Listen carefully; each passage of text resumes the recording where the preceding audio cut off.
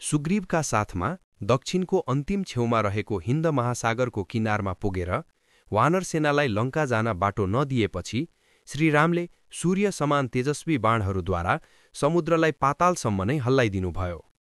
यसपछि नदीहरूका स्वामी समुद्रले स्वयं प्रकट भएर आफ्नो हठका लागि श्रीरामसँग क्षमा मागे। समुद्रकै आग्रहमा श्रीरामले विश्वकर्माका पुत्र नलद्वारा समुद्रमाथि पुल निर्माण गराउनुभयो।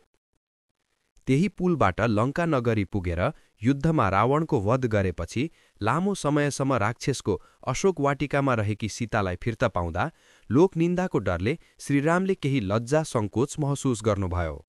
वानर र अरूको सभामा उहाँले सीतालाई कठोर वचन भन्नुभयो। त्यो सहन नसकी पतिव्रता सीता अग्निमा प्रवेश गर्नुभयो। अग्निदेवले सीताको सतीत्वको गवाही दिँदै उनी निष्पाप रहेको बताएपछि श्रीरामले उनलाई स्वीकार गर्नुभयो।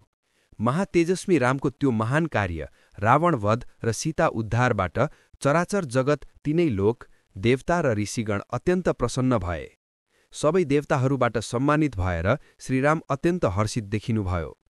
यसबाहेक राक्षसराज विभीषणलाई लङ्काको राजगद्दीमा स्थापित गरेर श्रीरामले आफ्नो कर्तव्य पूरा भएको महसुस गर्नुभयो र चिन्तारहित भई धेरै खुसी हुनुभयो। श्रीरामको विजयमा बधाई दिन विमान चढेर आएका देवताहरूबाट युद्धमा श्रीरामको पक्षबाट लडेर मृत्यु भएका सबै योद्धाहरू पुनः जीवित होउन् भन्ने वरदान पाएर युद्धमा ढलेका वानरहरू निद्राबाट बिउझिए झै उठे।